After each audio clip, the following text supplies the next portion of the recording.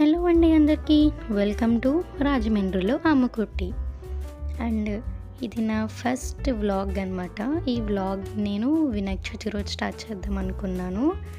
వినాయక చవితికి కావాల్సిన సామాగ్రి అన్నీ కూడా నేను వినాయక చవితి ముందు రోజు వెళ్ళి తీసుకున్నాను. పత్రి, వినాయకుళ్ళు అండ్ ఇంకా కొన్ని డెకరేటివ్ ఐటమ్స్ కూడా తీసుకున్నాను.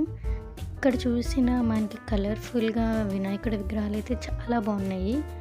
అండ్ అక్కడ పువ్వులు, కొబ్బరికాయలు అండ్ బజార్ అంతా ఫుల్ చాలా రష్గా చాలా బాగుందండి. అండ్ ఇంటికి వచ్చాక మా మమ్మీ పాలవేలి కట్టడానికి రెడీ చేస్తుంది. ఆ పాలవేలికి ఏంటంటే థ్రెడ్స్లో దాన్ని టై చేసుకోవడమే. సో అలా అటు ఇటు నాట్స్ వేసేసుకొని దాన్ని టై చేసుకోవడమే అనమాట. తర్వాత ఏంటంటే ఫుల్గా దానికి పసుపు రాసేసి అండ్ కుంకుమ కూడా పెట్టేసామన్నమాట. బియ్య పిండితో కూడా మనం పెట్టాలి. తర్వాత కాయలన్నీ నీట్గా వాష్ చేసి అండ్ వాటికి కూడా పసుపు రాసి కుంకుమ పెట్టాలన్నమాట.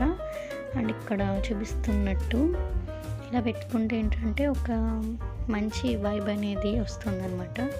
చూడ్డానికి కూడా బాగుంటుంది. సో అలా కుంకుమ పెట్టేసుకోవడం. సో అలా మనం అన్ని కాయలకి అలా పసుపు కుంకుమ పెట్టుకోవాలండి.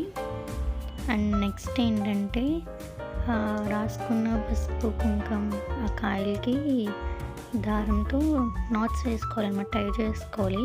ఒక స్ట్రాంగ్గా స్టేబుల్గా అది ఉండేటట్టు కింద పడకుండా చాలా గట్టిగా అయితే టై చేసుకోవాలన్నమాట అన్ని కాయలకి. అండ్ ఇప్పుడు మీకు ఒక ఇంట్రెస్టింగ్ విషయం చెప్తాను. అంటే మనకి ఇప్పుడు బత్తాకాయ ఉంది కదండి, దాని మీద గ్రీన్ కలర్ ఇక్కడ స్క్వేర్ టైప్ ఉంది కదా, అవి ఎందుకు వస్తాయి అని చాలామందికి డౌట్ రావచ్చు. నేను చెప్తాను. ఎందుకంటే పూర్వం ఏంటంటే అప్పట్లో బత్తాకాయలు అనేవి బుట్టలో పెట్టేవారనమాట. ఆ బుట్ట యొక్క ప్రింట్స్ అన్నీ కాయలకు వచ్చేవి అనమాట. సో అలాగే అందుకే అక్కడ గ్రీన్ కలర్ స్క్వేర్ టైప్ ఉంటాయి అన్నమాట బత్తాకాయలకి. చూసారా? అండ్ నెక్స్ట్ అయితే మా పూజ స్టార్ట్ చేసాము.